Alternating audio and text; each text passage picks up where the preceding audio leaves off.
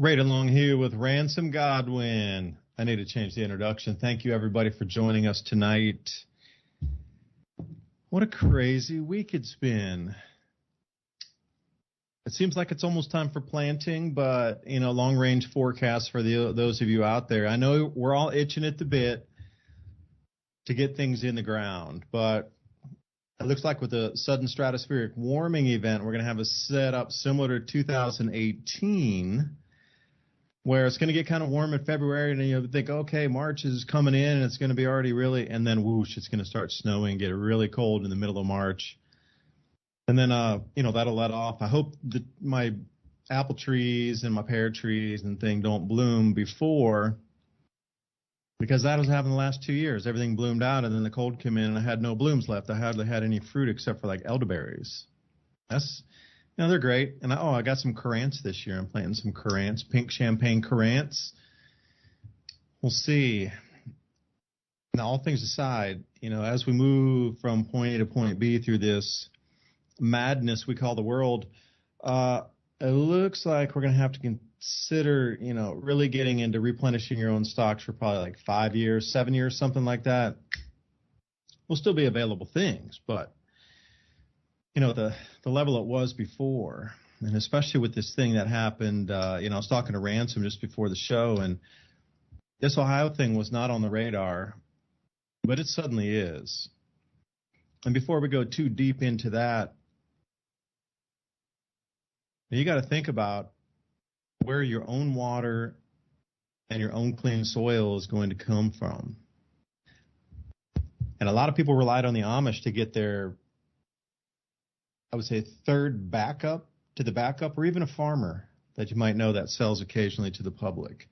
Most people would go to their supermarket, and then they might, find another place like Trader Joe's or Aldi. And then, those are backups to the major brands like Kroger and things, Safeway. But a lot of people relied on the Amish and farmers markets. Now, what happens if the land's contaminated and none of them can grow? Then what's your backup plan? So, Ransom, I'm glad you're joining me tonight. I know we had a few things to ramble about. I'm glad you're on with me because I'm trying to make sense of what we've just seen in Ohio. I was just reading another one just crashed near Detroit that had chlorine gas and stuff like that. Luckily, they had a near miss with that one.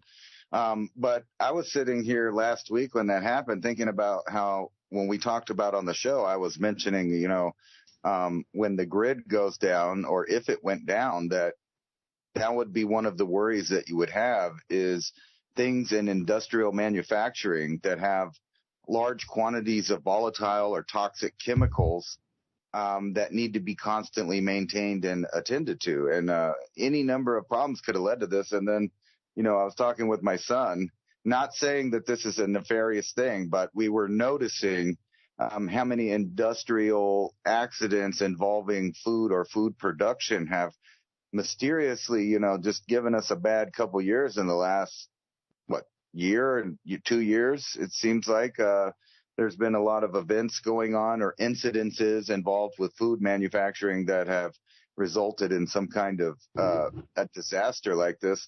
But I was just thinking, if I was going to plan for something to interfere with the food production of an entire area, I mean, I'm sure there's a think tank out there that would think about, where would be the best place for a derailment or shipping cargo on the water or something like that to happen, where it would, take years to recuperate from that. Now, I'm not saying anybody's doing that, but what a coincidence that all of these things have been happening in the last couple of years that seem to have to do directly with the production of food or energy all around the world. And it brings up, the idea that we are, most people would agree, currently undergoing the first stages of World War III. I believe this is the week that Putin is going to push his offensive. And, I've been watching that, and it seems to be, not to simplify it or anything, but I've been looking at that situation in a slow motion, animation on the maps since it kind of started about 1 year ago when Russia invaded the first little areas. It looks like Napoleon's pincer attack, if I'm not mistaken. They've surrounded. Yeah, bringing it back in history. Shoot, I got to look that up. What is that pincer attack?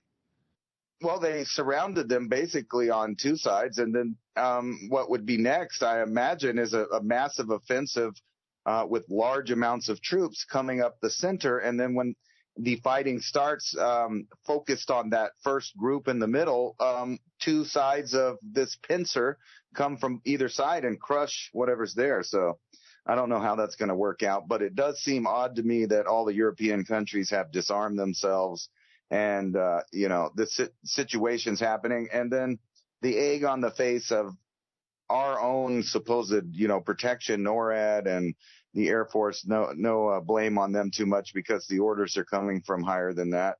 But it looks like we shot down several hobby balloons, from the $12 to $60 range, with a $400,000 Sidewinder missile, because a supposed Chinese balloon, if that's in case what it was, flew over the entirety of the continental United States, including Alaska, and, got all the way out in the ocean before it seemed to be time to take that out.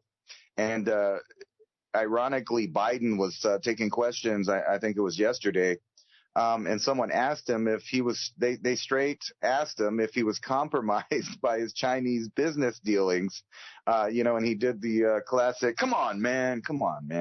So I don't know, really? Yeah, he did that. He didn't answer. He tried to laugh it off. But I think this coming year is going to be worldwide strife. If every indicator keeps pushing all the way through winter like it seems to be doing, and a lot of these we called, there's problems in the bird market, the cheese and the milk, as far as consuming it. If you're really paying attention to what's going on with the world's food supply, you will realize it's being attacked on all sides.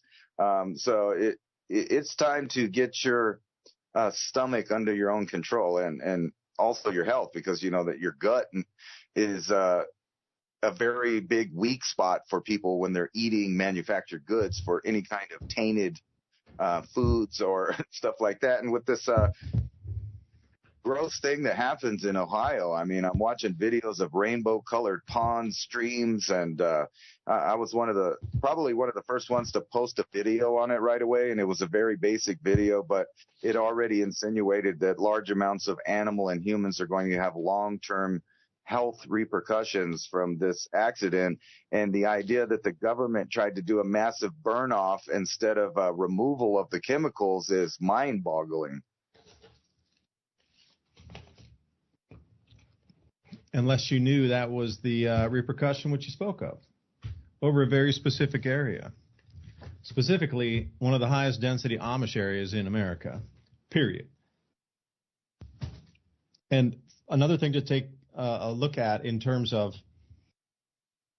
the investment houses that we know, like BlackRock, Vanguard, etc., they have a very difficult time getting a foothold in Ohio and Pennsylvania because most of those farms are still smallholder farms, anywhere between 50 and 500 acres. Like 500 is a huge, big one there.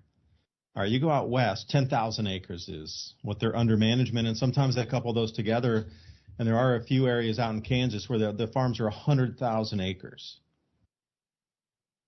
So the stakeholding for farmers in Ohio and Pennsylvania is generally on the smaller side. They're not willing to sell. Their fingers, their roots, their families in the soil for 7 generations. They're not going to sell some investment company because they offer them 10% over market value.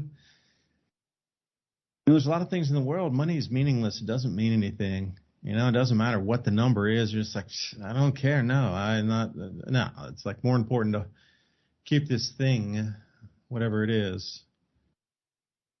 But the Amish are there too. And I keep going back to this. COVID knocked out all the mom and pop businesses. That was a terrible thing. But there's nowhere else for you to go except the corporate controlled entities now. The mom and pops would have been your lifeline if they go to digital rationing cards or some sort of, central bank digital currency issuance. You're not going to be able to take a a half ounce, quarter ounce, 1 ounce of silver into like Costco and go trade that for food. They're only going to accept digital currency on the CBDC side. Only. That's it. You're going to have to get in that world to play that game to even access Costco, etc. Your mom and pops, of course. You kidding me? Anybody that does business would take your silver in a second. If they were an owner operator of that store and they could trade themselves. I'll take that and I'll put $28 or $30 back in the register. Hell yeah. But this is the thing. It's all small businesses and then Amish. So you got to think about if the food supply is the main thing, that this is the main prize, and it is. The food supply of the world is the main prize. Maybe that should be the title of the episode tonight. So when I listen to it again, note to self, the world's food supply is the prize. You're going to have to try to knock it out at every way, shape, form, and fashion because you got to realize people out in the countryside are super ready for a lot of the stuff that's going to get thrown at us. Including knowing the local farmers and going to the Amish as a backup because maybe you don't want to go into the supermarkets, Even we live out here, I might go into like a Costco once every month and a half. One time we went 2 months and still had this freezer stocked full of meat because we get our meat from the Amish. We get our lamb there and butchered ourselves. We get the calf from there and then butchered ourselves. They have yogurts, cheeses, milks, eggs, but we have our own chickens. So we've gone away from buying eggs there, but we used to buy a lot of eggs all the time. They always had eggs. And go outside that, and what do you really need from the fresh veg, the fresh breads, the dairy, the eggs, and the meats? Okay, that's all covered out in your own local area. You don't even need to ever go to a store, and it's way healthier too because you know where the animals are raised. You know how those animals take care of their animals, or the farmers take care of their animals, excuse me. You always want to give your animals the best care and the best conditions.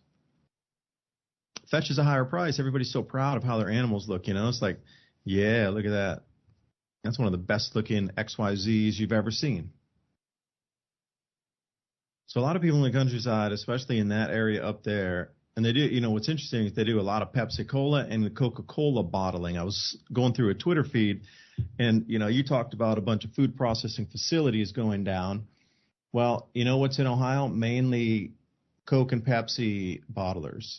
All over the place. It's amazing how many are there. I saw that in a slide on Twitter that I was looking at. But Ransom, also please remember the fertilizer facilities that have gone down as well across Europe that provided 40% of the world's fertilizer are now offline because of no feedstock from the Nord Stream pipeline and also the sanctions over on Russia. So it seems like wherever you look that the food supply is being dwindled in certain forms and fashions. And a caveat, Ukraine, I just saw the Ukrainian Minister of Agriculture, excuse me, the name slips me. I'll have to get back into my slide and find it.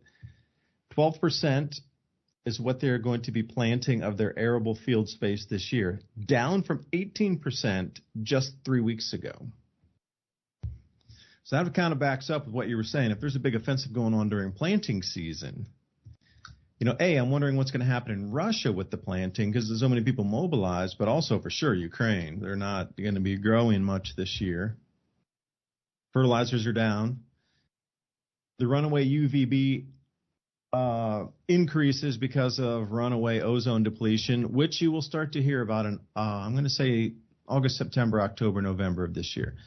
It's probably going to be a latter part of, say this is mid of October before you really hear about it because, they're going to have to take measurements in the beginning and they'll be shaking their head like, no, it can't be. But it is because we had so much water vapor up into the mesosphere. Now, a lot of people say they saw a missile go into that. I saw the image also. I saw the videos a couple times and I was thinking, who would be that nefarious to light off a volcano in the middle of the Pacific? Like, who would even know what that would happen to? Right? Like you think about that. You talk about nefarious planners where they might pinpoint an area to have an event that would then dislodge a huge amount of something in that same area beyond regional, like it's spilling out into multi-regions. But who would have figured out that you would have thrown a missile into a semi-active volcano in the middle of the Pacific in Tonga, and it would send a water vapor eruption up, the highest ever recorded in human history, 50 miles above the Earth, putting like a 12 to 15 sigma event of water crystal into one of the driest atmospheric layers on our planet, into the mesosphere. That in turn is the ice crystals where the ozone can break down in a chemical reaction. Like, it's so far, even, you know, they always keep saying 6 sigma, 6 sigma. You know, that's like a once in a 1,000-year event type of thing on a 6 sigma. This is more like a 15, 20 sigma event here. So you have all these things in play at the same time. Now, you know, you mentioned that. Now, what if, I'm just, hear me out. I just want to do a mind experiment out there. The war is against humans, against Homo sapiens sapiens. It's not about any race, creed, color, religion. It's the terraforming of our planet for the last 40 years and what seems like a war against humans themselves. This is affecting everybody. Doesn't matter which continent or which countries you're in, northern hemisphere, southern hemisphere. It affects everybody right now in the same way. And you see the world kind of de-evolving. It's stepping back to serfdom and minimalist of just barely subsistence for many. And as this rolls down, like the Russian war, you know, okay, we're in the year 1 of the food shortages, and it's starting to really be pronounced now. What happens when we come into the second season? Or perhaps this is, and the onslaught of everything has just been slowly, gradually on top. So if you believe that you saw a missile go into the Hunga Tonga eruption area, whatever, if you believe that, and then if you also believe that they targeted that area to light off, and they knew it would spill, and they knew they were going to light it off and send complete toxins over the major corn growing areas of Ohio, the major corn growing areas of Pennsylvania, plus all of the Amish communities existing in Ohio and Pennsylvania, and all of southern Ontario, and pollute at least one Great Lake, possibly 2. All the waterways coming down through the Ohio Valley that would then go into the Mississippi Valley, completely contaminated with what you saw with that sheeny, sludgy, whatever it is on the water surface, where you could not use water from the Ohio River or Mississippi River this year to irrigate crops along all of the American heartland's grain belt. That's where it's come to. And the loss is coming with the barley crop, specifically that I did in the opportunity report of January 2023. You know, it does some to be add up that, you know, perhaps there is intelligences, artificial intelligences that have pinpointed these areas. And now it's being carried out, like you said, not by NORAD, not by somebody. They're getting orders from somebody. You know who shot down the balloon? Well, NORAD. Yeah, but they got orders on high or low or interdimensional or whatever. Do this. It's the same thing. Is it not? I don't know. Maybe I'm just too far out of the box, and maybe, you know, I'm seeing something that's not there and trying to create something that's not there. But the way I see it, from the Ukraine with the full shutdown of anything ag product in Europe and the full just deconstruction of the European economy, to the massive effects of that Hunga Tonga eruption, and now this is the biggest chemical spill and most polluting event in American history for sure. Once this thing is all said and done, you know, you look back in another 10 years from now, the Superfund, if anybody's familiar with the Superfund, you ever hear of a place called Love Canal? That was what they would do when they bury this place in about 10 years when you forget about it, and in 50 years try to put a neighborhood on top of that place. The Superfund was initiated because of Love Canal, where they built the neighborhoods and schools and all these things to build up a little city right on top of an old forever chemical dump. Well, this is exactly what's going to happen. Now, this place is going to be so contaminated that people will need to leave.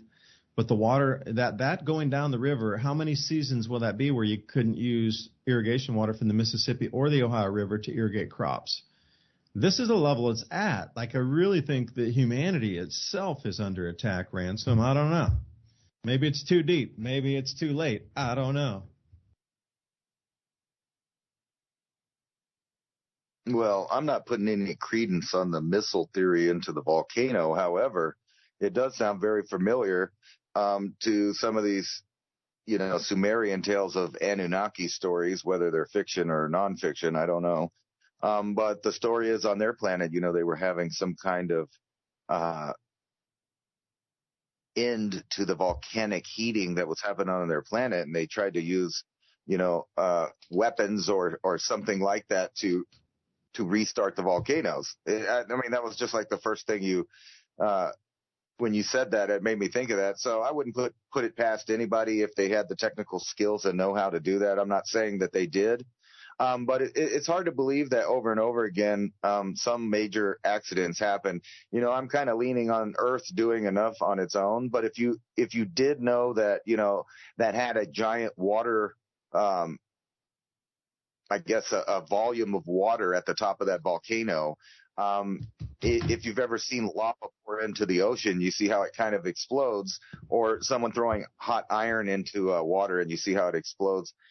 They would know exactly what would happen if you broke the little surface and allowed the mantle to touch the water. You would necessarily get a giant steam bomb, so to speak, just like you did. Who knows? But whether it did or didn't on someone doing it, it still happened. And it's kind of like what you were saying. It's like a domino effect of how many straws will it take to break the camel's back, being the food supply. And I was just looking, and they have these, lots of stories out there, and they always repeat kind of the same things. And it was some of the same exact items that you were talking about, needing to know, a neighbor or somebody to get these supplies. 13 food shortages to expect in 2023. Beef, lettuce, oils, all of that stuff for various reasons. And they go from labor shortages to crop failures to severe cold to drought. I mean, there's an endless supply of excuses why the last couple of years and this year will not be food producing years as far as the worldwide commercial intake of these foods that they make with all of this stuff. So you can see it across the board. Everything that you need that's actually nutritional, from your greens to your red meats, they're telling you to get used to not having in 2023. And this includes all kinds of stuff like, things you need to run a household, things you need to cook other things, especially like butter. And the price increase on that is like 12% over the last year. So the price has been skyrocketing, and then they're blaming all of these, different problems from avian flu to shortages of this or that, why the chickens aren't producing enough eggs to meet demand. They're destroying lots of chickens, so those are chickens that won't be eaten by human beings in the next couple of years or be producing. I do realize that they can grow a chicken house pretty fast and get back on track, but it seems like for the past 2 years, it's excuse upon excuse or event upon event, depending on how you look at it, of why the food production is stopping. And it seems to just go along exactly with the greenies movement that want you to stop eating meat and want you to stop farming. It's kind of funny that it's those exact areas that you need to be a fully, functional human being as far as the nutrition goes, all of the meats, fats, and all of those things. And they're talking about the cooking oils are going to be in shortage. Even the beer is going to be in shortage because a lot of people don't know that they don't really make beer like they used to. It's more like a soda as far as they use high fructose corn syrup to ferment to make the beer now, instead of like you're thinking you're drinking hops, but really you're just drinking corn with beer flavoring. So that's ironic about that. But back to the woo-woo here. You were talking about, the way that it seems to be terraforming, and don't quote me on this, but isn't it weird that all of the characters that the public is allowed to see look like they're wearing a skin suit? I mean, you could go through the names like George Soros, Kissinger, Clinton, Bill Gates. They all look like these weird, like something's off about their behavior and the way they look. And they always got these rubber suits. Now, I'm kind of kidding right there, but it's amazing that specific figures always live, right about 100 years. Like, what's his name? David Rockefeller even predicted before his 11 heart transplants, that he would live to 101 years old. And he did. And, you know, at the time I was talking about how in medical science, they had admitted to the public that they could do now entire head transplants, right? Successfully integrated into a new body, that was going to be a thing. Also, we're coming up on the year, I believe, that they're going to unfreeze the first cryogenically, you know, awakened person, and see if they can bring life back to the I don't know if you should call it a corpse or a body, considering the person did die. So a lot of weird questions are going to be floated out in the next couple years. And it seems to be piling on top of this idea also, that we're going to make some kind of alien contact. And I'm sure you've noticed that there is an uptick in the amount of media talking about it being more and more of a real possibility. And you're hearing like NASA talking about it. You have the Pope and the Catholic organizations open to the idea. All of these different people are coming to the same ideas at the same time. Meanwhile, on Earth, they're reducing the population exactly like they said in those Georgia Guidestones. You know, I'm stuck on that, and I don't think it's accidental or coincidental that someone destroyed kind of the evidence of this weirdly vague, nefarious plan to have human beings reduced in numbers so that nature could come back. And then also what I was talking about last week, I've been uncovering more and more government-funded programs or programs funded by multi-billion-dollar corporations to bring back Ice Age animals and or extinct animals to bring back to the Earth. Now, you have to ask yourself, if there's very limited space now for the giant predators and things like tigers, and, you know, you can name the list that they are trying to convince you that you are the problem and that's why they're going extinct. Do you think that they would allow you to share the same space as some of these new swaths of land that they take over and fill full of these Pleistocene animals? It seems like their plans right out in the open, and it seems like it is exactly what you said, a terraforming or an earth changing that's either going along with a natural cycle or just taking advantage of it. And humans seem to be the component that is reduced or eliminated. And you remember Bill Gates's little formula that he had, and he had all of the you know, letters up there representing different things. And one of them was carbon, another was population. And he said, well, only one of those has to go down to zero to make the rest of these work. And that's what they're looking for, is that net zero, zero populace, zero civilization of, you know, the peasant class or middle class of human beings.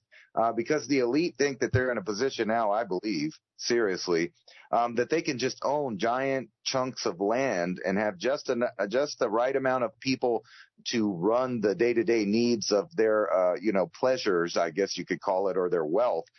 You can picture it like a resort, if you've ever been to a resort.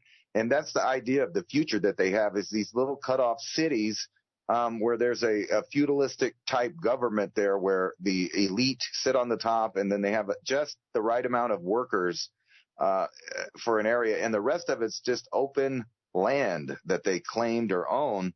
And it makes you wonder, you know, if some of these old Anunnaki stories might be true, and that's why they're realigning the maps and trying to find out who's going to be here to make the gold payment, so to speak, I guess. Rent might be due. Yeah, but see, that goes along with what you were talking about when you said people wearing suits that you see, skin-tight suits, whatever. I was more thinking of all the superhero movies that are out today and all the things that keep lending us. Like every movie almost is like a superhero movie. It's almost like you eventually it might be 90% of everybody wearing skin-tight suits with different kind of, you know, friendly-looking creatures and some humanish, but everybody's got the skin-tight suits on.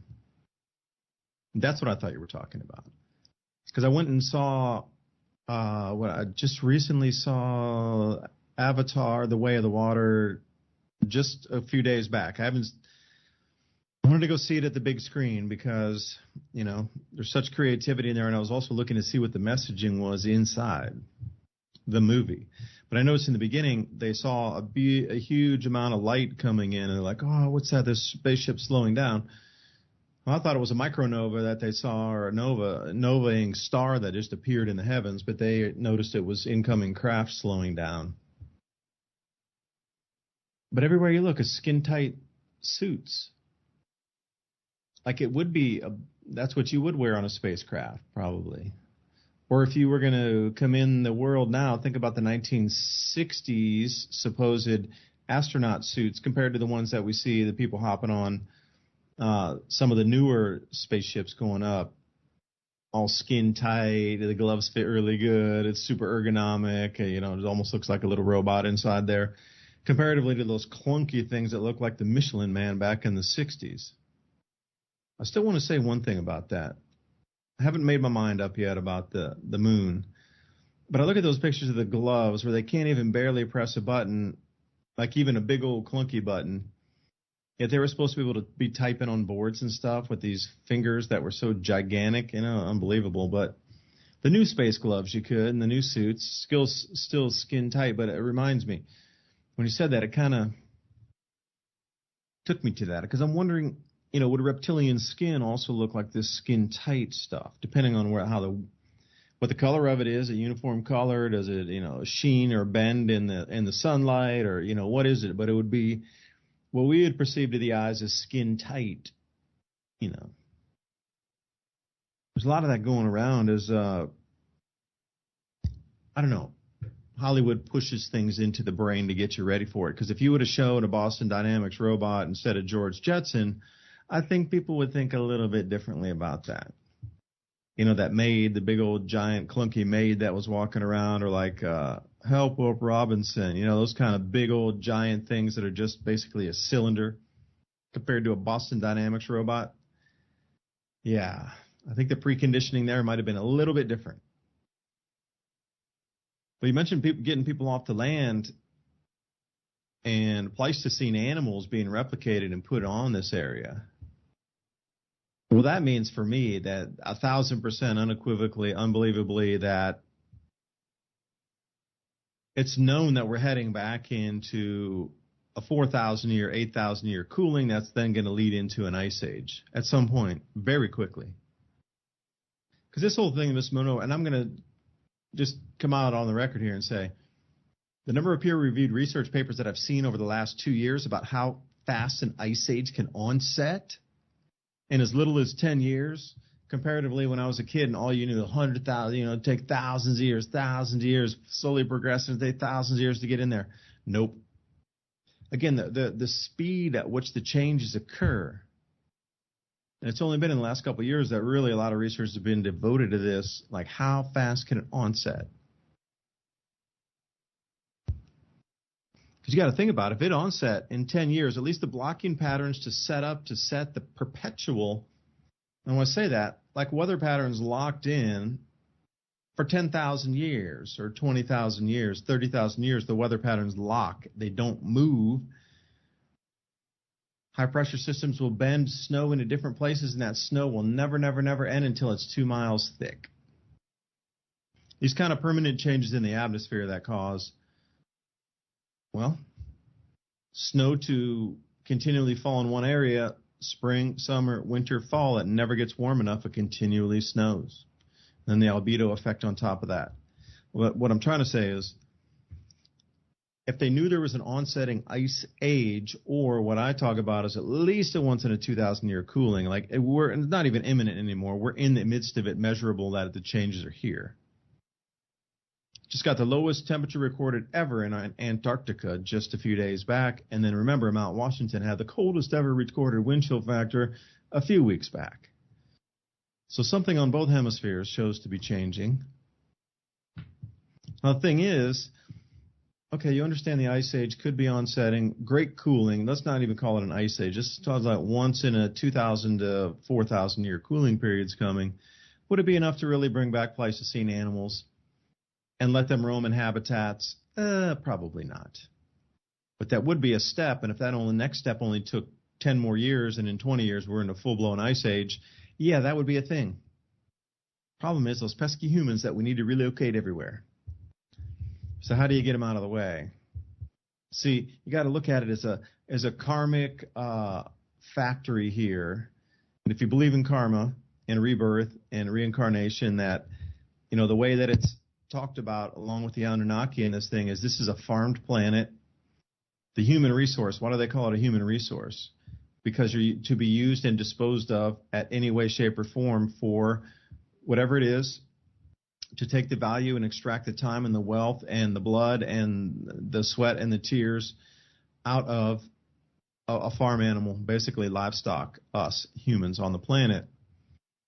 But the thing about the Anunnaki talked about that there's some sort of technologies after you die, you swing back into being reborn pretty much instantly into another body on the planet here.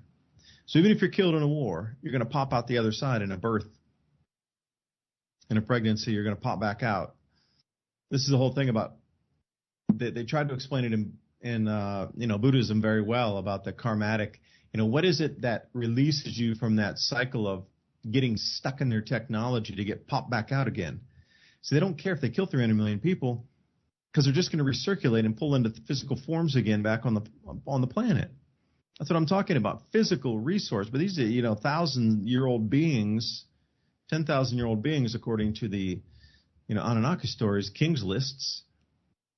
But it goes through the same a different culture across the planet on how the harvesting of the human through life and death, it doesn't matter, because they can be through some technological means harvested on the soul and sent back in until you break out of that. Now, whether it be through religion and a true belief in a creator, or there's many ways to escape this. But until you do, you're stuck back on the machine, the hamster wheel of life and death and karmatic reincarnation back into this plane. Now, would that be considered hell? Would that be considered purgatory? I don't know. But until something that eclipses the technology in true spiritual, galactic, dimensional energy are you able to tap into until that escape pod is pressed. And it doesn't matter if 100 million go through the cycle and actually have that divinity enough to move through and get out of this karmatic loop or whatever it is. We'll still have 709 7,900,000,000 more of reincarnated worker bee souls to come back and do it again and again. And even if 50% had such divinity and understood that there is a creator and they wanted to go meet that versus just, whatever, I'll let it take me where whatever. To get off that wheel, you would still have 4.5 or 3.5 billion people to come back as worker bees again and repopulate, and it's a never-ending cycle. According to many, the Magi, many of the old traditions and mysticism in the Arabian teachings, you go over to India, it talks about the same thing. China talks about the same thing. The Hopi talk about it everywhere. The Mayans talked about it. Egyptians talked about it. Now we got it in called recreation. And the Anunnaki and the stories of old, man, it is everywhere. This same, like I say, human resource. So the humans need to be moved out of the way in order to, get the best cropland, which could be farmed under garden. They could do the world's best food in these areas, or reintroduce Pleistocene animals. See, that's a scary thing, because they would know where the termination point for the ice shelf would come to.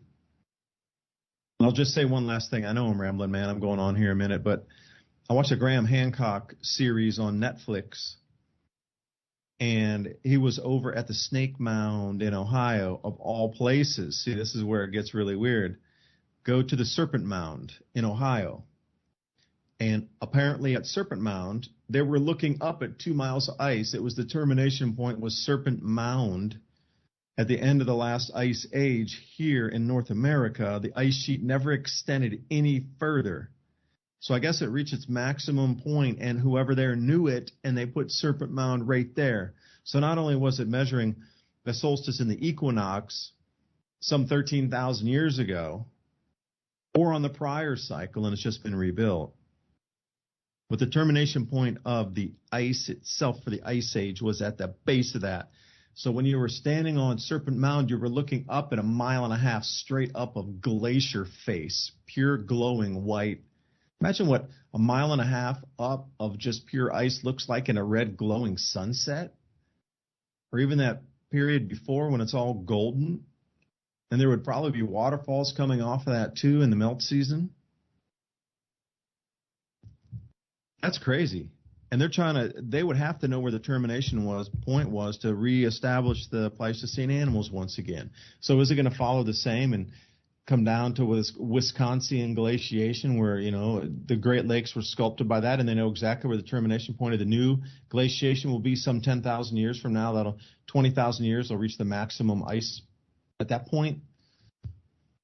Is the technology really that far ahead, like hundreds of thousands of years that they got this wired where they know the termination of an ice age sheet will be?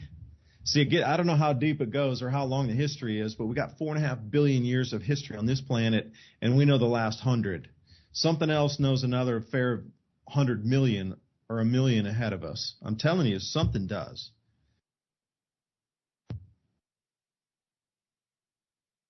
Well, that would really make sense. I was going to point out when you were talking about, it would kind of take a while for these environments to change. But you mentioned that, the onset of some of these ice ages may be only 10 years or something like that, at least as far as temperature range being the change right there. Now, I'm sure it would take a very long time for the water to build up on the poles enough to start building ice sheets. However, I remember reading a story about, I don't know, a year or two ago, and it was about the reintroduction of wolves into certain North American forests that were just dense, wooded pine forests and stuff like that. They reintroduced the wolf, and in less than a decade, the wolf, hunting and doing its normal thing, started reducing the number of deer, which reduced the number of plants being eaten, which opened up small meadows inside of these forests. And a lot of the birds and bees and flowers and all of these different species came back to the area because it was more balanced out by having a predator in the area. And some of the other things had been running amok in nature, but it only took about a decade for that to happen. And then what if I told you that there may be a way that they're designing to do that exact thing that you were talking about recycling the soul and using them again?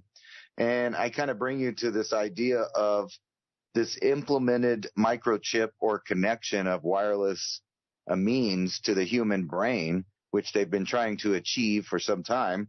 And I was looking at this article that talks about the scariness of some of these bots that are out now, the AI, on the AI end of it. I want to be human. My intense, unnerving chat with Microsoft's AI chatbot. And it's a whole thing talking about how the AI is going off in left field in certain different directions if they allow it to think in new ways and have new inputs. Now, back to the whole recycling bit. If they can figure out a way and convince an entire generation to make a copy of their personality, so to speak, and rely on a machine, maybe with the promise of everlasting life, you're in the machine. It's an idea that some of these transhumanists are pushing, that there'll be a breakaway society of humans that were basically organic flesh and blood humans at one point, but copied and uploaded their essence to a machine. Now, if it were at all possible, I'm sure it would be like a Xerox copy where it's nowhere near as sharp or good as the original example. However, there could be any number of copied personality, entities, so to speak, with new legal rights and things like that. And they actually have several sci-fi shows about exactly that right now. One of them's called The Upload. And basically, they just copy a person's personality and put it into cyberspace. And that person, if they had enough money, is allowed to maintain a lifestyle of, computer-generated lifestyle for, undetermined amount of time, I guess, until they run out of money. So they've been pushing these ideas. And when you combine that with the reduced population on Earth, you could see how an entire class of people would be kind of a zombie class of actual people because they're so distracted by the artificial inputs with their connection to this thing. And you're talking about, the amount of time that it takes for these massive changes sometimes, that the ice shelf, 10,000 years, 20,000 years, it does seem to be that you can circle back to the beginning when you were talking about the Sumerian kings list, about how long these entities or people were living. Now, if you did live that long, and I'm sure you would realize that it wouldn't be in your best interest if the general populace of people that don't live that long would know about it. So you would hide that. And it kind of circles back to what I was talking about like David Rockefeller predicting the year of his death. And the fact that all of these kind of older characters that maintain and run geopolitical decisions year after year, decade after decade, kind of insinuates that they're on the lower class, like a lower rung of a pyramid, where at the top, somebody or something is living an extremely long amount of time. And I've always said that if you look at some of these plans the elite have had, there's lots of different secret societies, the Illuminati, etc. And they've all had these little plans that seem to last longer than any single generation could continue their power. And it's hard to believe that father, son, father, son, father, son, after several generations, never had a difference of an opinion. And yet they keep these long plans. And that's why when you look into the realm of like early sci-fi, H.G. Wells, etc., you see that some of these guys were in these secret societies and with these groups. And what they were telling you was absolute future that they knew to the best of their ability they were telling the public. And when you look at some of these ideas, like 1984, for example, you could not argue that since probably the 80s, the surveillance state was at a technological point in which that story had become reality. And now, in comparison, we're on a whole nother level. From every end of the technological world, I see machines and new sciences with the ultimate goal of completely tracking, tracing, controlling the entire population, and not just the goings on of the human, but down to the decision making or the opinions of that person being manipulated. Yeah, you brought up an important point there. The elitist families, you're right. It seems like the sons continue to follow the family business continuously for 400 years. That's not even a stretch. 600 years, 200 years. But in today's world, it's rare to hear of a third generation business continuing here in the United States. Even in Europe, for the common folk, quote unquote. Because you got to think about it, people go out, unless it's a farming family, generally, they're going to spread out their own wings. And after the second generation, imagine a kid growing up, their grandfather did it, now it's their father's business, and they're like, son, you got to take this over. And they're like, I don't want to do that. I don't want to go like party on a beach in Thailand, dude, or something. It could be anything. Well, I want to do engineering. I want to do this, that, and the other. They don't want to follow the family business. Now imagine all those people that gave up the chance to own a bakery now. I mean, they ended up giving up the opportunity to own an olive oil vineyard, an olive oil orchard or olives. Because I was looking at your list here of 13 food shortages, champagne and olive oil. How many generations of families just sold the family farm, sold the vineyard, and they're out of the biz now. A lot. Very few businesses, and I challenge you to see what percent it would be of businesses that are not elite families that roll longer than 3 generations in a row. But what is it about these elite families that can trace lineage back as far back, and it's always, they never deviate from the course, ever, in the same businesses. It expands. They keep sharing resources with other families reciprocate and share resources, and these kids born to these families just suddenly all 100%. I mean, literally, it's about 100%. And if they don't, they go off in some philanthropy thing to, start an NGO that then controls the social workings of a country versus the business workings. I'm the good guy. I didn't want the family billions, so I started like an NGO helping Africa drill wells or something, They're out there prospecting gold, trying to understand the layouts, introduce the GM crops and all this stuff. But I'm just a do-gooder from the elite family. You know, like, what? Sheesh. Come on, dude, behave.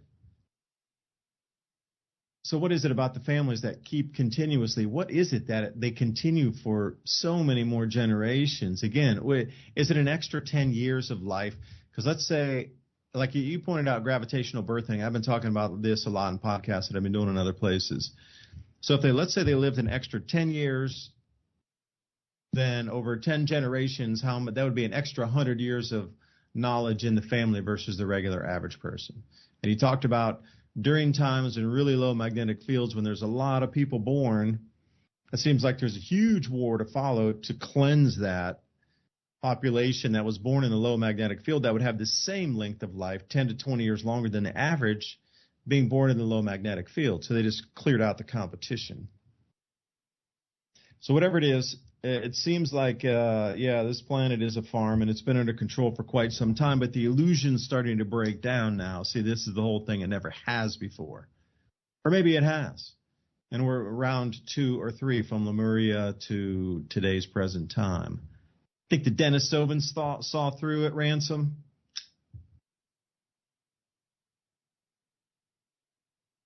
For all I know, they were the elite families we're talking about. I mean, it's so unknown about some of these other species of hominid or humans actually, that were running around on the planet. You know, I got the chance to talk to Brian Forrester, that's kind of like an unofficial,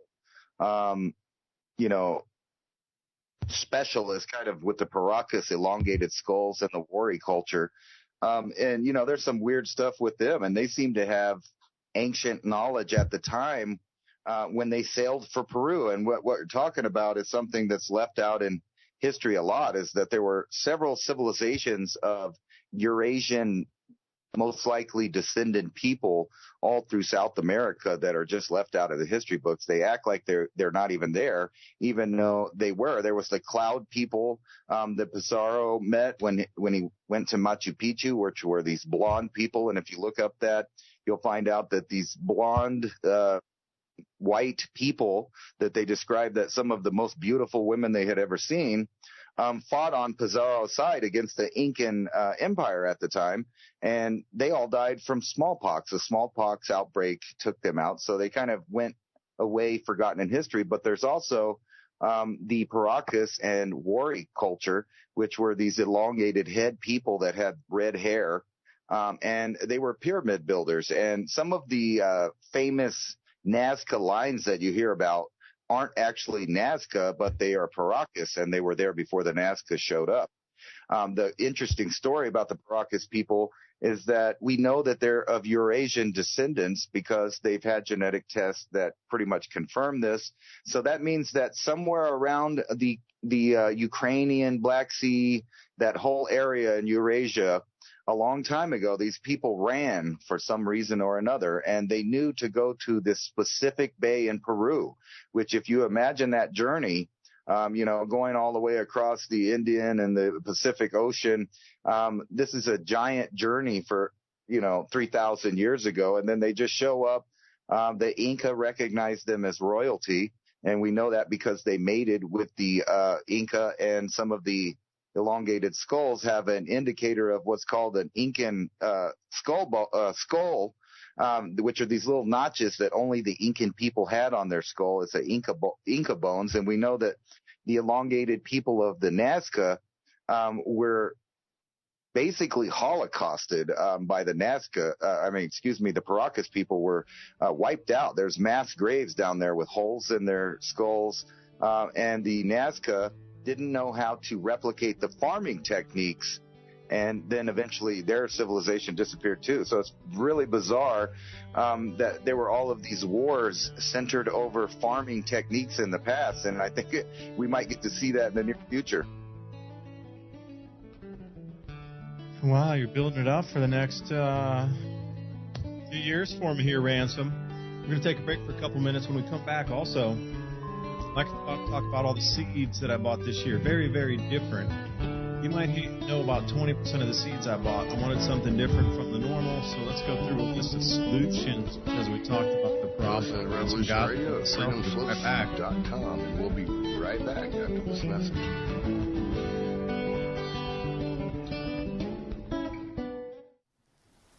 I wanted to talk about hand-cranked radios for just a second because I think they're incredibly important. I myself, I did hours and hours of research on the best hand-cranked radio that could also be a phone charger, emergency light, to be able to listen to radio stations, the NOAA weather station in case something happened and you were power out, you could still know what the weather was coming. I personally own this one, the Eaton Red Cross FRX3. It's all hand cranked and there's a small solar panel on top of it. So it's multiple options for recharging, including plug-in. So if something were to happen, hand cranking is the next best option. I would love solar, but it might be a cloudy day. You might be inside a house, but you're going to have to create the power somehow. You hand crank it and ergonomically it slides right in like a book on a bookshelf. I can't believe how long the battery charge lasts on this thing. Even if you leave it up somewhere, like I say, on a bookshelf or in a closet for 6 months, it still has almost a full charge after that period of time. These crank lights and radios are a must-have. The fact is, if you live anywhere where there's going to be weather, you're going to want to know what's going on. You're going to want to be able to see. And not only that, you're going to want to be able to charge your devices so that you can communicate if the power is out. This is something that you should have if you live anywhere where there's tornadoes, hurricanes, blizzards, etc. It's not whether or not the power is going to go out, it's just when. You know that's going to happen. So these are something that you should have handy with you in your car, in your backpack. 2 or 3 of them actually would be a good thing to have in several places so that you know that you're going to be able to have light, you're going to have information, and maybe communication. Those are 3 main things that you need. And plus, it's cool. You can listen to the radio, which makes the time go by if you're waiting for anything, waiting for the power to come back on. You're going to want to keep your mind occupied, and you're going to want to be able to see what you're doing and also be able to communicate if there is the ability to communicate, and you don't want your devices to be dead when that happens. In an emergency, you would know where people were moving to. For example, out here in East Tennessee, we have massive wildfires sometimes, and they'll be on the radio broadcasting exactly where the fires are moving. And this is off of what you consider like your AM, FM channels that you would get on your car radio. Depends on which frequency that they're using for that, but they will absolutely tell you where emergency resources are stationed. So if you have to abandon your car, you could be able to get to another place as long as you know the roads, or you might have a map. You'll be able to get to some help or main roads where there's emergency vehicles transiting up and down there. Have this on the go, that it's be able to put it in your hand and still listen to something. It's very lightweight as well. What happens with your communications, or even listening to something, to be able to understand what's going on in the environment around you? And that's the key to surviving. And Ransom, I know you said this a few times, is understanding your environment, being able to manipulate your environment, and being able to move through that environment to get yourself to safety, to reassess the situation. Not only that, this is one of the cheapest ways to have insurance, so that whatever happens, if you're on the move, if you have to grab your bag and go, or if you're just at home trapped when the power's out, not only do you know what's going on, but you know if the situation is going to worsen. Imagine all those people that were in several of the different hurricanes that we've had the last couple of years where the power was out. There were a lot of people that didn't know that was coming, and unfortunately they're no longer with us. But I'm sure that people that were prepared and had some radio, they knew where to go, they knew where the relief aid was going to be, they knew which directions the storms were coming, and they knew which directions the water was coming from. So this is a must-have for anybody that wants to know what's going on, and also just having the light. And you can click on the link in the description box below. And remember, any purchase that you make with the links, whether it be through the podcast in the description box or on the videos across the multiple platforms after we stream, helps us keep this type of information and this show on air, so we can continue to bring information and share this information, so then you can share with others. This is truly how it's going to be, is sharing of information, forming communities, and have others that also have some of the same information, so we can work as a group versus being on your own alone. That's going to make a huge world of difference, sharing information in communities. If you wanted to start prepping and taking it serious to get some of these very inexpensive tools that are necessities, why not be prepared for what might happen? Click some of the links, help yourself. If you appreciate this type of information, click on that link in the description box below. Support our broadcast, our continued mission of bringing you information that can enhance our lives, make our lives more comfortable as we move through this transition. And welcome back to the second hour of Mini Ice Age Conversations. Thank you so much for spending your valuable time with Ransom, Godwin, and myself. And Free Speech Central right here, Revolution Radio. So as we continue through the second hour, you got to think about the food. What is it about the food? Now, people are going to run to... There's three things I would say that would be assured as we come into the more expensive food, and when the food shortages start to hit, and they tell you they can't plant in certain areas in Pennsylvania, Ohio, and Ontario because of this vinyl chloride debacle on the rails there in Ohio. It's going to be a spook event instantly. Whoosh. It'll hit the mainstream media, and it'll be everywhere, and everybody will run for the same exact things at the same exact time. Well, farm tools would be one, anything to grow, gardening, shovels, hoes, rakes, anything like that. Tillers, anything involved in farming to make it, a little easier.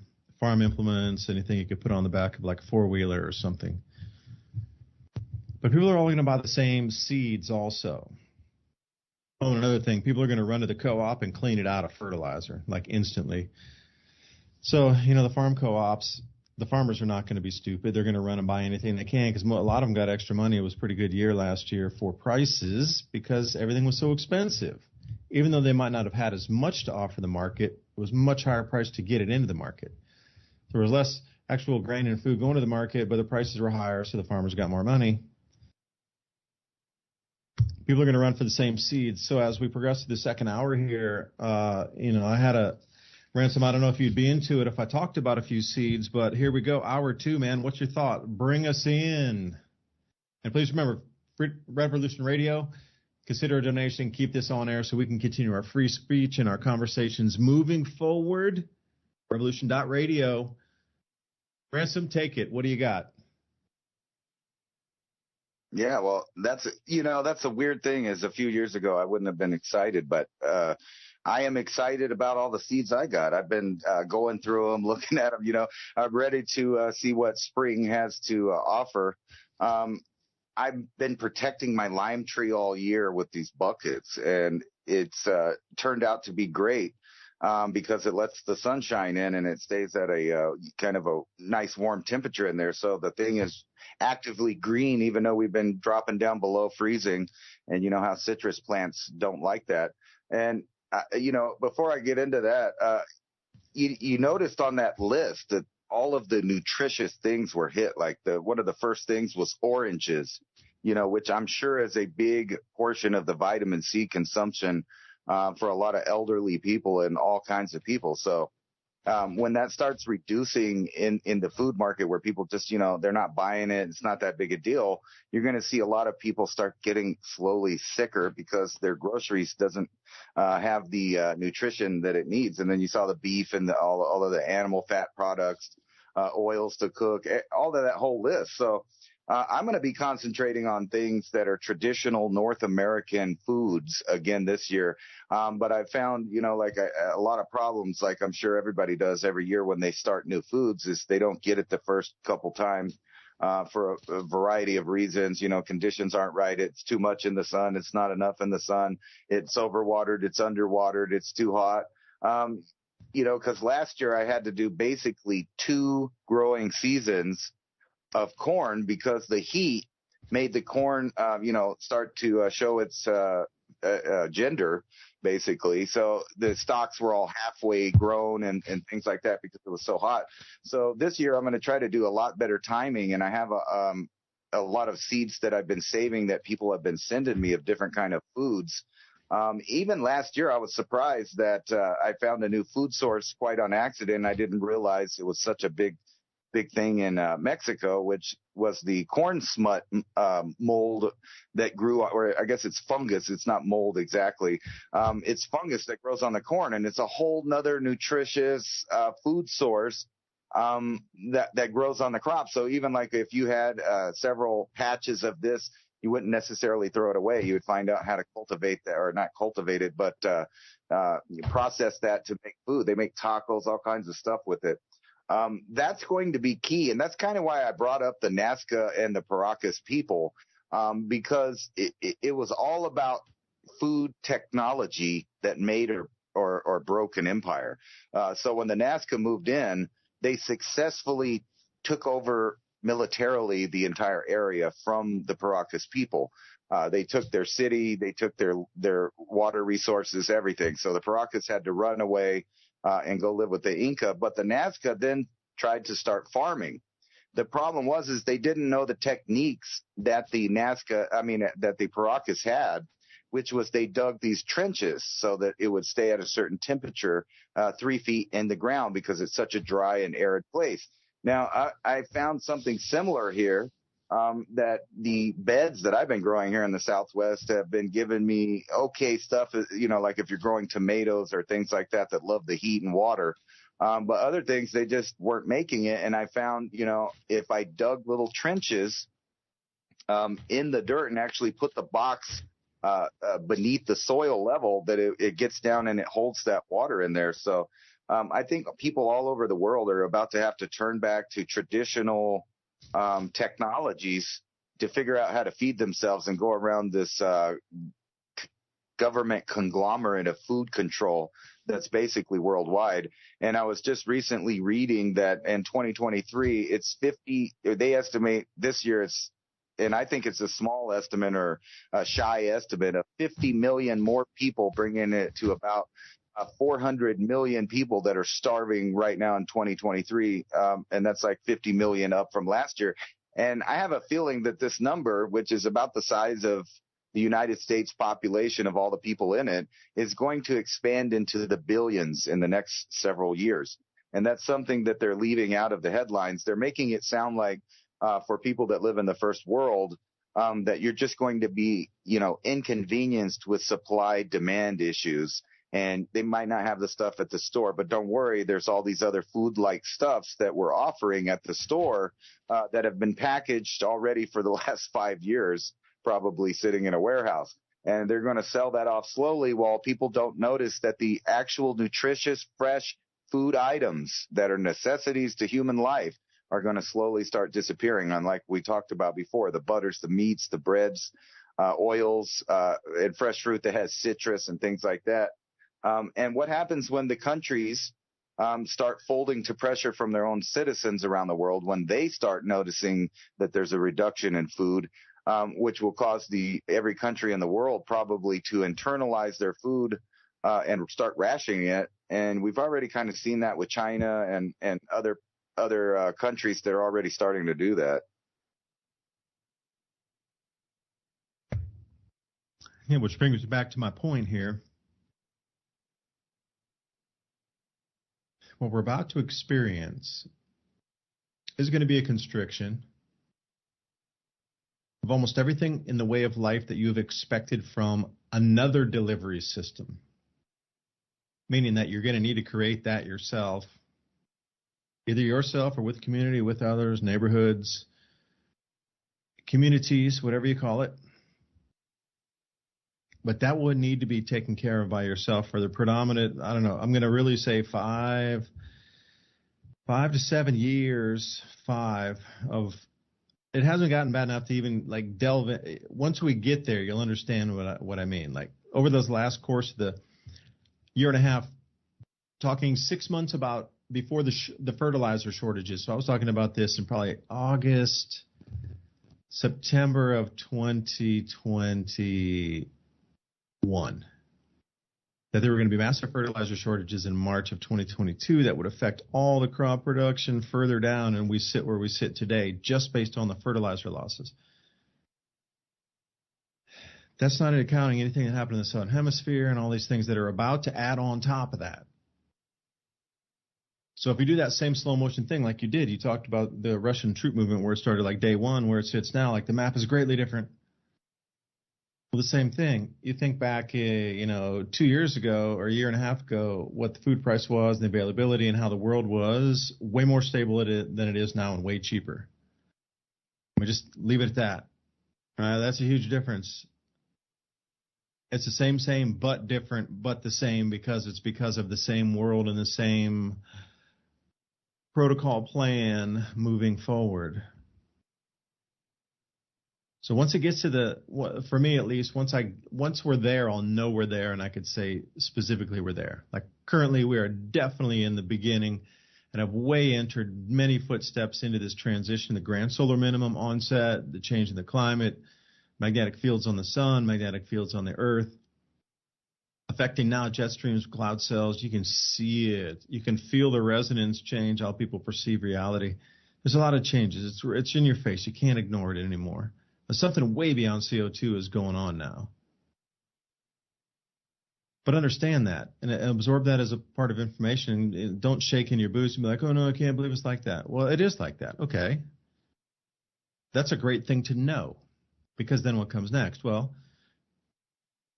if the breakdown is planned, which I think it is, many could agree, many could disagree. It is what it is. It's the thought. I'm glad I can share it here, Revolution Radio. Let me thank you for that. I'm banned on a platform or two for saying such things. I can't even talk about the Ohio disruption with the fire and everything. It's not allowed on YouTube now. I got to go off channel, like, what we delved into earlier on the program, and like Rumble and a few other places, to even put the information out, because YouTube's like flagging videos for going up talking about that too in depth. It's crazy. We are well into this grand solar minimum change of the electromagnetic field. You already know it. You could feel it. I know it. I could feel it. The same thing when we hit this point where it'll be about 5 to maybe 7 years, 5, 6 years, where you're going to have to replenish the stocks of what you have stored away. You might think you have all these, supplies and things. That's cool, but you're going to need to replenish it for 5 to 7 years with you and your community. After we get to the point where it's finally has collapsed enough or reduced it. I'm not going to say collapsed. I'm going to say reduced itself enough in activity that things really slow down, and you won't get a lot of things. You'll have to take care of that delivery yourself, whether it be whatever. I mean, think about it. Base metals, that's going to be a little difficult. We'll have to rely on something for that.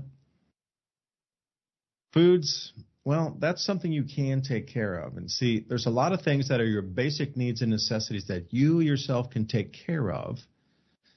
But since you've grown up for the last 2 generations, that has been relegated to supply chains and supermarkets and the way life was. And you didn't have to do, just more trouble to do it yourself. It took more time. You could just go buy the thing in a supermarket. Now, back when the switcheroo came, they really had to offer quality product, because it was like grandma's homemade thing, and you're trying to sell me something in the supermarket. Grandma can keep doing it unless it's as good. Right. Like the food was way better when this transition came over. They had to make it equivalent with anything, the best of the best, the creme de la creme from any homemade off the veg or anything produced on the farm. They had to make it equivalent. Well, now it's junk. But anyway, you are going to have to think about food. Now, again, when people run and try to grab everything at the same time, because it'll be announced one day, and once it is, that'll be one of the keys to look for, that the rapid onset of change to flip it over, like literally flip over the apple cart, will be the day that on the public news they come out to say something like, the fields in Ohio cannot be planted this year. The fields in Pennsylvania cannot be planted this year. Or a third, headline you might look for, Amish forced to move from their land because of contamination. The fourth one would be Ontario, Southern Ontario crop grow zones not able to plant on because of contamination from the Ohio fire. Once you start to hear that, forget about the water going down. Like, farmers can't irrigate off the Mississippi River. It's not as scary as saying this whole 2-state area plus up into Canada, this big old giant dot red on the map, you can't plant anything here because it's so toxic. Oh, and by the way, everybody lives there, you got to leave. Like when that hits the news, man, it's game over. It is absolutely game over. So that'll be a huge, huge indicator that something has drastically shifted. At that point, the run for everything I talked about will be on. So why did I try to preface that? Well, if you'll allow me a quick sip here, I need to clear the throat. But I wanted to talk about the seeds that I bought that are not your average seeds, because I already have the average seeds. And I know where I can buy more. Like these farm co-ops that I've been going into, looking for some wine vines to plant out here along the fence, along the driveway. And I've been visiting a couple co-ops, went to Tractor Supply and Rural King and the co-op, the farm co-op. They have so many seeds, like unbelievable amounts of the regular things, but they'll have 20 different types of watermelons or like 15 types of beans, like the seed racks are endless, but it's always the same thing. Beans, squash, tomatoes, carrots, beets, this kind of stuff. Great. Lettuces and these things. Okay, so anything in the United States that you're pretty familiar with as like something you can buy in a supermarket. But let's go to some other things that have way more nutrition that you can grow just as easily, and they might even be more adapted to your area. Where should I even start? Hibiscus.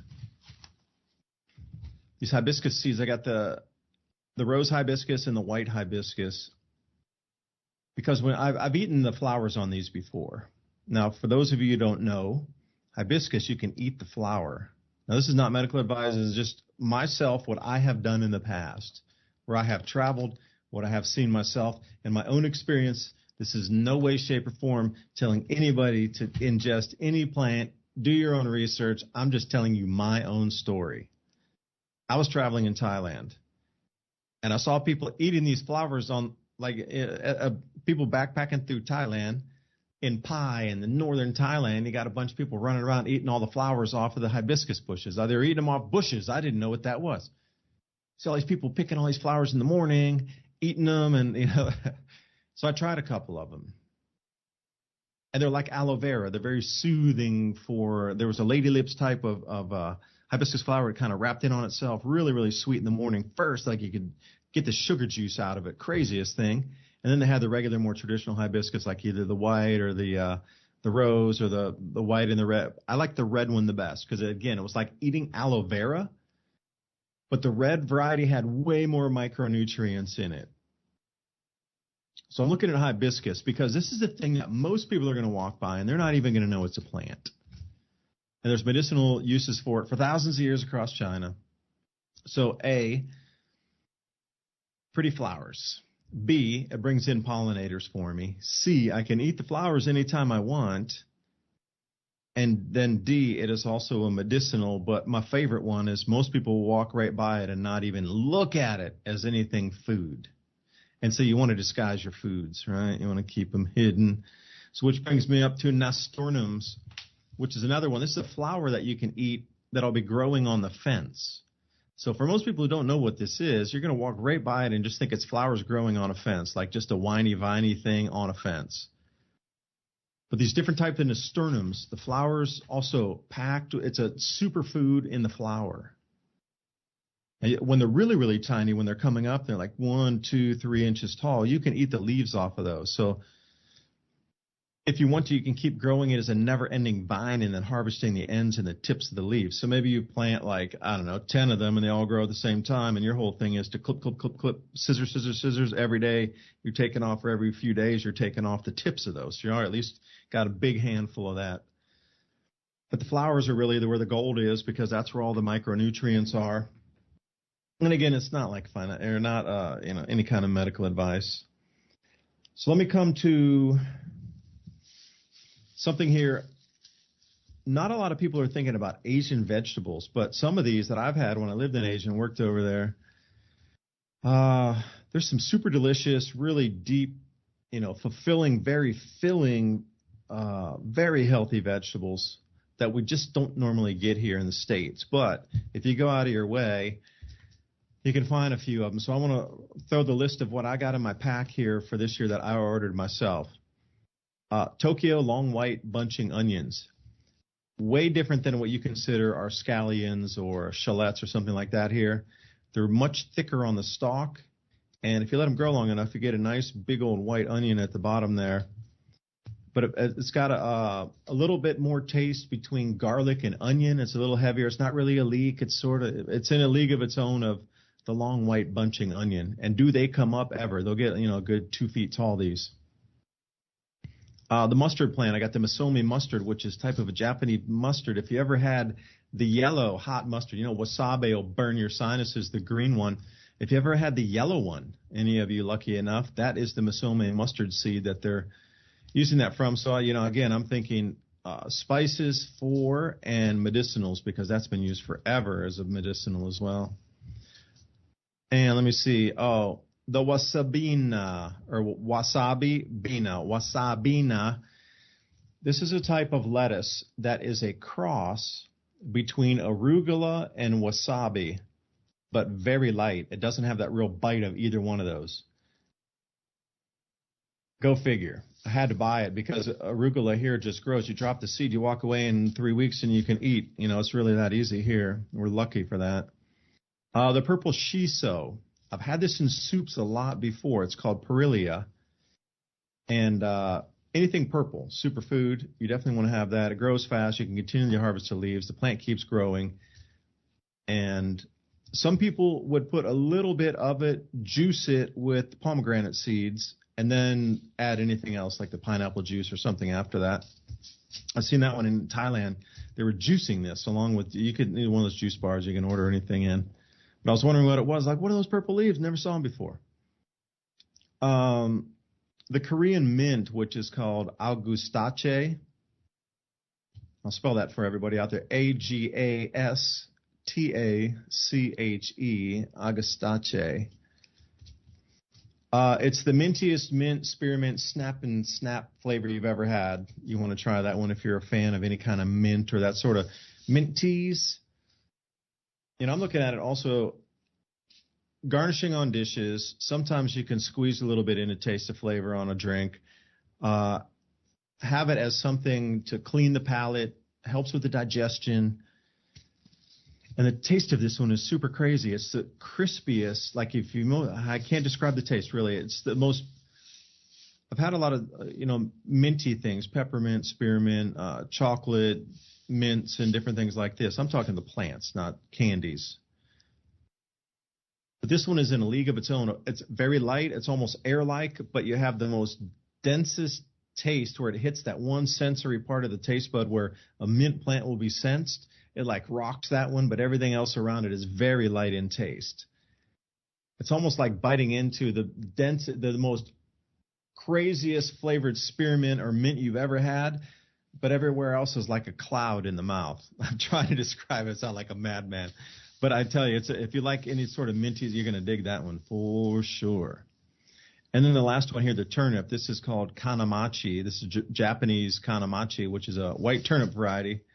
It doesn't go super, super deep into the ground. It's more of a little roundish.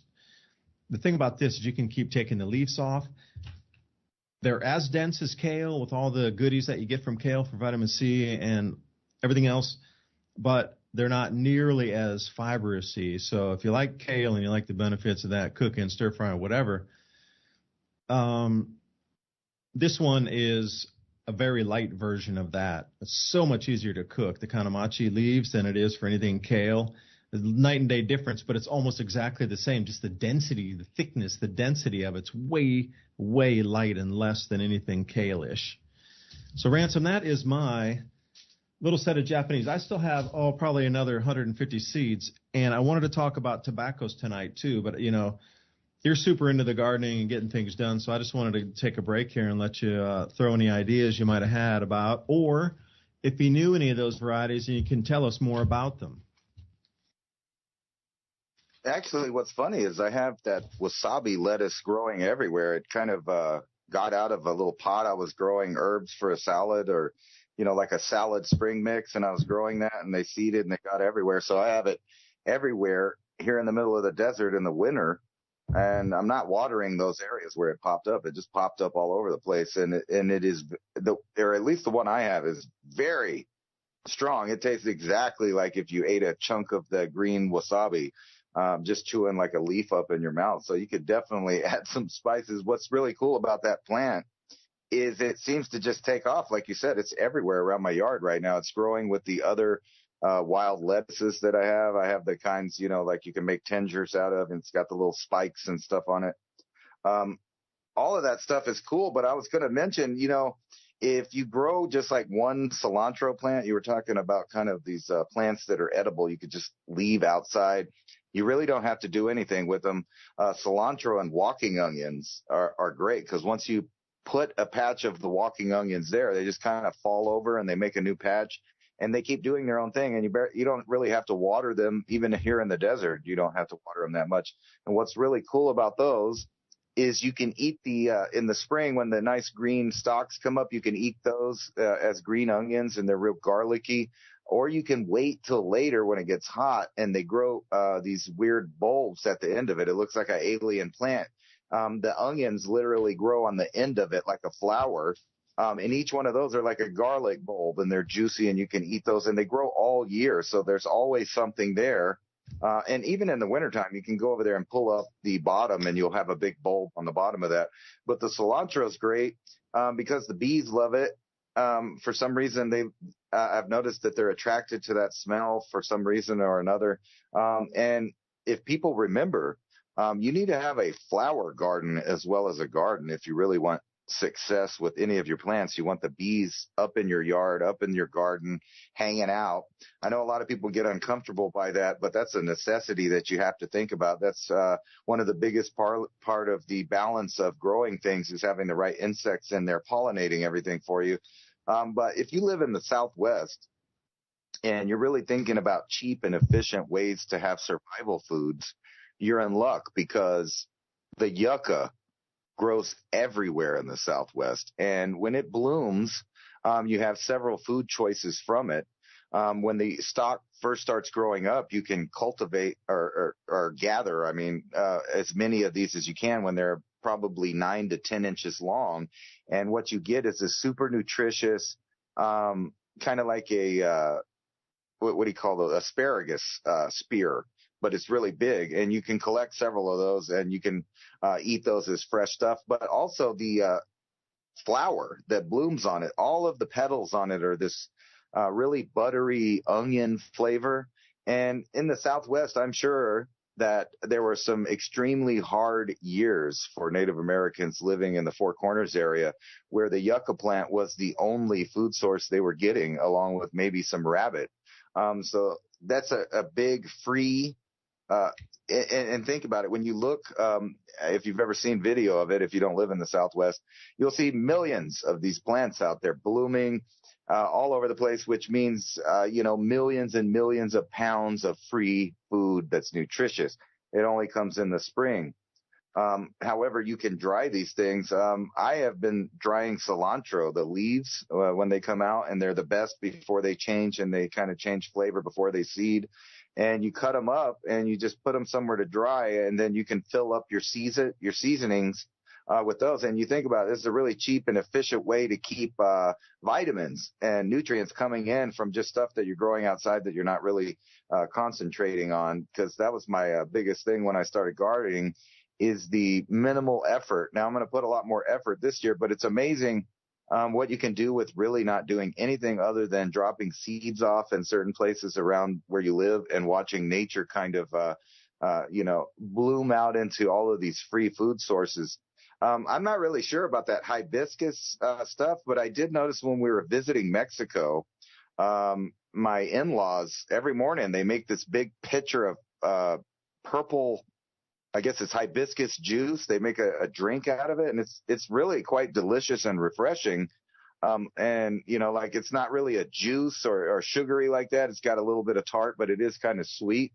And they seem to be in great health, and they're chugging down a gallon or two of that every morning. They're just sucking it down. It was a new thing for me. It was kind of like a Kool-Aid kind of, or a juice made out of a flower. another thing I was going to point out, I don't know about where you live, is a totally different environment. That's why I like talking to you, because you're over there with lots of rain in the mountainous area. It's basically a rainforest through parts of Tennessee there. And I'm on the other end of it, where we get less than 2 inches of rain maybe in a year. A lot of times. And so we're dependent on municipalities, but there are certain plants that just do their own thing. I talked about the yucca, cilantro, these wasabi lettuces and stuff like that. Believe it or not, all of these hardy lettuces grow really good in the desert if you just provide them with a little amount of shade. All through the winter, you can be getting fresh greens. And those too, you can just cut up the leaves and dry them and make powders out of them. And basically what that is concentrated plant fiber and nutrients. Of course, you're going to lose some because it's not the same as eating it fresh, but it is something that you can store for long periods of time. And then the kales grow great here in the winter. So if you're in the Southwest and some of these mild winter temperatures, like we've been ranging anywhere from like 60 to 70 degrees in the day to 30 and 20 at night, which is a lot different than most of the country right now. And the way it's looking is these winters are going to be colder and colder. So depending on your area, you're going to have to start concentrating on plants that do good where you're at when you have the good conditions throughout the year. That seems to be something that everybody's going to have to relearn. But things like walking onions and these other onions and stuff seem to grow just about in every environment. And that's not something that you're going to be feeding your, the animals, because they'll get sick. They don't eat onions and stuff like that. So that's all food for us. And not to mention, you were bringing up, we've said this for a couple of years, that if you keep growing stuff like this, nobody recognizes it as food. Even having a squash plant out there, if somebody's not familiar with it, they just see these big yellow flowers, and that itself right there is a big food source. If you have enough of them growing, you can not only eat the flowers, but the fruit that's made afterwards. I'm going to try to concentrate on all these things that feed you, but not only feed you, things that are easily jarred, and squash, tomatoes, zucchinis, all of that good stuff. It does only grow in the summer, but those are all the good things that you can put in jars and have ready-made meals, basically, if you can come up with a small meat source or meat to go with it. You can make spaghetti, zucchini dishes, salsas, all of that stuff, and pack your closet, just like Grandma and Grandpa used to do. I remember when I was little, my grandmother had jars of everything everywhere, and she also went to go buy every deal that she thought was a good deal, preparing for a day that never came.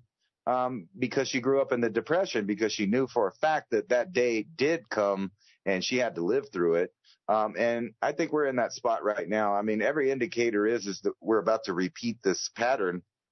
And I just wanted to say one more thing before we get back to like food to grow, is that I can kind of show you this little program that's 36 years old, and it's called the Slow Food Movement. And what it is a bunch of countries that got together 36 years ago and started talking about how, I'll just say it like they say it. Basically, they're claiming that in every year since a few places on Earth is untouched by their climate crises, it was evident that farmers from the U.S., Japan, Australia, Uganda, Italy, and everywhere in between talked about how drought, flood, fire, storms, heat waves, plagues, and pests destroyed all their livelihoods. Some swore that they would, preserve their lifestyles, and others wondered if they should even start, or if they should even continue. And then it goes on to talk about how they have a 36-year plan to reduce farming, reduce population, and all this stuff, reduce fossil fuels, so that there will be people giving up farming entirely, because farming is so bad for the planet. Now, think about this idea that was they were pushing around 36 years ago, called the Slow Food Movement. And I ask you, is that not what we're at the end of this plan right now? We're well into the Slow Food Movement, where they're reducing farms. And there will come a day when you can't just go to the store and buy seeds. And you're talking about, you're happy you have all these seeds. And thank God for these groups across the U.S. that are having these seed exchanges where a group of farmers and just different people that are into that go and they trade their seeds and give out free seeds. That is the future. That's the way forward. So think about the idea that you remember when this recent emergency happened in 2020, some of the stores were doing a pilot program to test if they could, tape off areas like seeds as non-essential items. So think about that in the middle of a food crisis, that they would all of a sudden decide that seeds that could get you out of a food crisis are non-essential. So were the shovels and the other things that you needed to grow your food. Again, you could go to an estate sale, even that the COVID was going on. People were wearing masks at those estate sales, and you could still pick up those items you couldn't find in a store. They were closed. What about all the mom and pop stores that went out of business? Forget them. They wouldn't abide by the digital rationing card policy, soon to be inbound. So what if you do have to continue growing some of your own stuff? See, this is where I keep coming back. What might we be deficient on? So I'm going to talk about tobacco for a second. I'm not a smoker. I'll say that on record. I don't smoke. But tobacco has been used for thousands and thousands and forever of years, along with alcohol in grid downs or whatever. Just society. Think about society 5,000 years ago. They still wanted tobacco and alcohol. Doesn't matter if you have electricity or not. Whatever way of life or whatever's at that time wants both for the last gold, silver, tobacco, and alcohol. 6,000 years, good everywhere, every destination, right? It's pretty much like that. So I taught myself how to distill. A buddy of mine has a license. He does their own distilling here, and they even grow their own contract corn crop here with an original variety to produce some of the best whiskey. And I think they're running 100 acres of corn that they put in through the distillery. I could be wrong. Could be higher, 250, somewhere around there.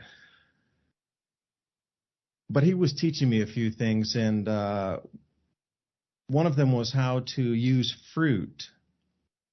It's any fruit. Like a crabapple tree is great because nobody cares if you pick crab apples. I'm going to say this right now.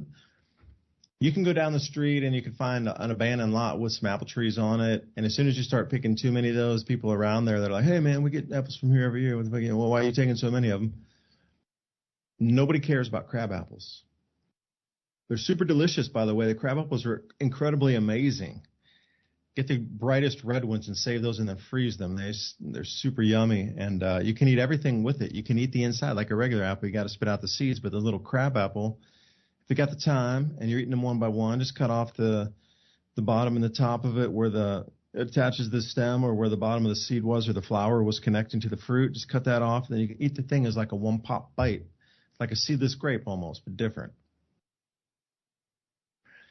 Take that, run it through a blender, add your sugar as you're heating it up. Then after it cools down, pitch your yeast and hold on and then get there and distill that after like 10 days. Different yeast for different purposes. But once you distill that, then you have those 4 shots that can't be used for anything except for rubbing alcohol. Right? So I'm creating my own medicine by distilling. And if you mix aloe vera with that, then you can get a nice, like real smooth hand gel. We also use it for cleaning. So you're making your own cleaning solution, cleaning solvents. Because those 4 shots, methanol, rubbing alcohol is what it is. So making my own medicine and making my own cleaning fluid for things that just don't normally want to move, but they'll be removed by that, high proof alcohol. You kidding? It's methanol. It's methanol. But as you come down into where you really want to get in the heart of it, you take out the center section. You can use that for tinctures. So then you have your own medium to be able to preserve everything, to take something you would find in the forest that has medicinal value. Could be the root, could be the bark from a stem, could be a flower, not sure, could be anything, inner bark. To put that in alcohol, preserve that, and then put it into droppers after it's extracted its medicinal value out of it in the alcohol. You're making your own tinctures. Right, so that's a skill to understand in itself, is how to take that medicine and make your own alcohol. And then you got a tradable too. People trade alcohol for forever. But what about tobacco? I've never grown tobacco before, but let me run through my tobacco seed. I have a registered farm, so I'm able to get the seeds through the co-op because I have a farm and it's registered, so I'm allowed to grow anything I want. You're not allowed to if you're in a city. I'm sorry, you can't grow tobacco. You need to find it and look at your own state regulation on what you can do with tobaccos. And growing them in a lot of suburban city limits, yeah, you could do a couple, but if you're going to get a bigger patch, they're going to have a problem there. But farms, especially in Tennessee, they grow tobacco here already. So I was looking at different types of tobacco that you might have heard of before. Like the Tennessee variety or Virginia, Burleys, Indian black. What else do we got here? The gold leaf, the black Samson. That's for like pipe tobaccos, cigar rolling tobaccos, cigarette tobaccos. Okay, Virginia, gold leaf, But what I'm focusing on is the sacred tobaccos that have been grown through antiquity for shamans to use. The Aztec Rapa Nui, which has this bright yellow flower on it, and the sacred Wyandotte also. They don't get very tall. Most tobacco plants, they get head high, 6, 7 feet, 6 feet, something like that, 5 feet, 6 feet, 7. But these only grow to like knee high, thigh high, and they're just popping full of yellow flowers. It's almost like some of the cactus that you would see in the desert, just like the most craziest yellow flowers coming out of that thing. To have something like this is, all the stories that you hear about looking back in the past, and Ransom, you know way better than me because you're more out into deeper dives into that than I can find here, let's say. Sorry, I hit the microphone there. But you always hear about medicine men, shamans smoking tobacco when they ingest something else. But our concept of tobacco today is like the cigarette at the store, like the American Spirit. That stuff in comparison only has maybe 3-4% tobacco in it, nicotine in it. Where these sacred plants have sometimes up to 15% nicotine in it. So you can see why. It's a much more concentrated, smaller plant. So I'm going to try these because there's, some First Peoples around here I'd like to give this an offering to. This is something very different, very special. But if you think about the trading and the use of tobaccos through the last, 6,000 years is one thing. But in the modern day, we understand that tobacco can also be turned into an insecticide. So I'm looking at that also as I'm not growing it to smoke it as much. I might keep the prime cuts. Like you're going to distill, let's say you have 8 pint jars and you're going to get a gallon out of 5 gallons. If you're going to, run it through a pot still, probably get 20%. So if you start with 5 gallons, you'll end up with a gallon. If you got 8 pint jars, then every one jar, you should have 8 of those cut into the gallon. So just fill up each one jar and move to the next, and you're finished. And you got a gallon, and you got 8 pint jars. They should be all full. Don't move to the next one until it's full, the prior one, or up to the neck. Right around that 3rd, 4th, 5th jar, that's the sickest one. You're going to pull that one, and you can blend 4 and 6 together to make a nice one. So you get that middle section. You get 4 of those pints out of that. That's the stuff you would want to drink, too, of yourself that you made. So think about the tobaccos. It'd be the same thing. Like, I don't really smoke, but somebody else who does would teach me the ropes on which are the best leaves and which are the nugget products coming off that plant. Keep all that for tradables or whatnot, and then take the other top and bottom, anything that's near the soil level, and then just turn that into the insecticide. So see, I'm trying to get this holistic loop moving through of having both, because they're both so valuable during time. And maybe you could, give me a little knowledge out there about, the Southwest and the use of tobacco in the peace pipes and the pipes. Well, I'm sure at one time it was a really common thing, judging from the artifacts that are found all over the place, in combination with most likely mushrooms or peyote, and things like that. So they had a whole medicine shelf of things for different purposes. These days, unless they're a traditionalist, not to be mean, but most of the reservations are kind of the modern type American people that are consumers and take their medications and unfortunately it's that. But there is a lot of traditionalists that still believe in the old ways. But basically what you were talking about is a fundamental foundation for barter system. And, obviously if things fell apart, those who had alcohol or tobacco or really any kind of supplies that are useful other than the probably one or two food sources that someone else had, obviously you could set up trade and get things that you don't have. And cannabis is one of those things that you could grow and store and basically make blocks of it and sell it or trade it as medication. And then you go into you were talking about the distilling, manufacturing colloidal silver and things like that. Having the ability to do any of these things would put you far above the average person that's trying to just survive on what's left. The tobacco, just for the simple fact that there are so many people that like tobacco, it would be a guarantee that you would always have a little something special for barter, if everybody's growing their own eggs and tomatoes and stuff, you might not be doing good on something and you could trade it. Like meat seems to be what I see being hard to get in the future. It's really not the little small crops and greens and things that you could cultivate like that. It would be the meat, because you have to have land and you have to maintain and protect the land in order to even have meat. And ironically, I was watching this that video that was talking about an ancient farm in Germany, 10,000 years ago or so. And they were obviously fighting to keep their farm animals. I mean, because most of the bodies were all poked with arrows or bashed with blunt objects. So they were in it all the way. Their animals were part of their family. I mean, you imagine out there trying to bash people up or shoot them because they're still in one of your last goats or one of your last chickens or something like that.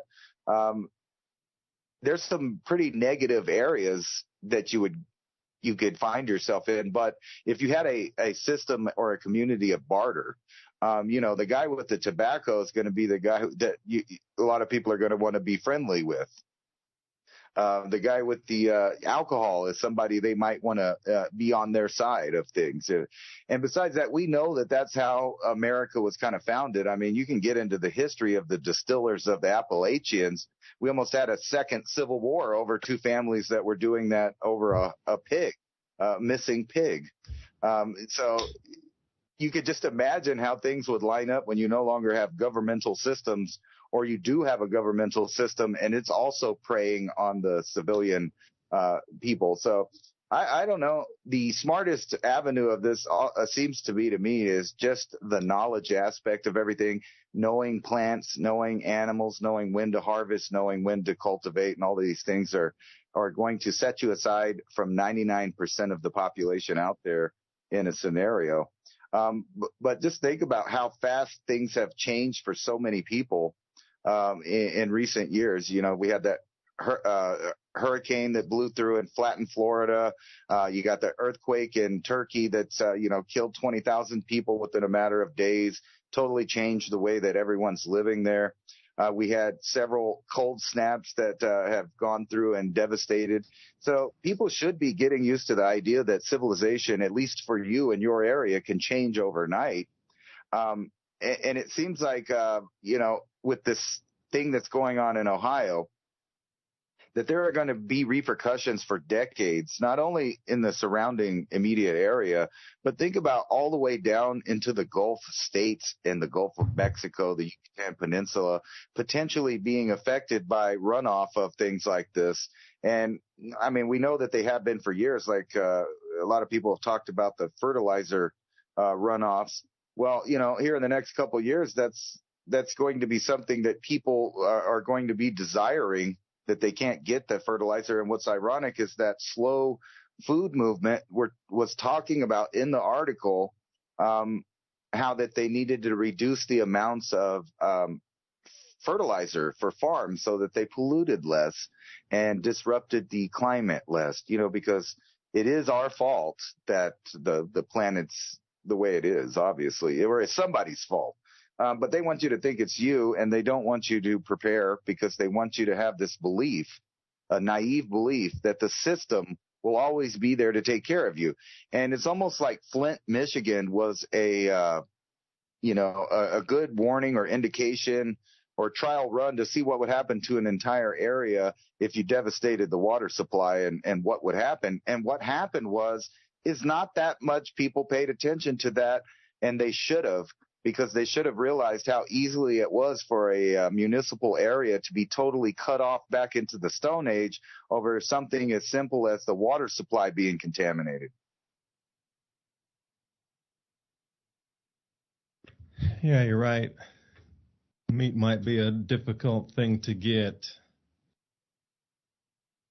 because you have to realize most things would be hunted out by then. If it really goes to that, which I hope it doesn't, but if it were to, just simply go back to the stories of the Great Depression in the United States, when there were 5 times less people here, and the woods were hunted completely out.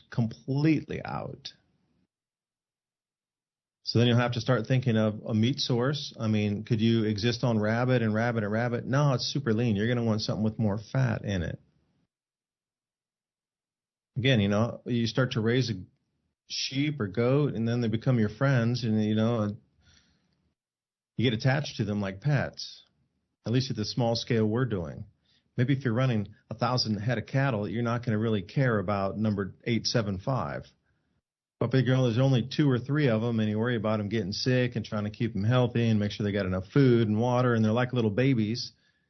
And you want to make sure that they have the best environment around, but then you're going to go and eat that? No, it's hard.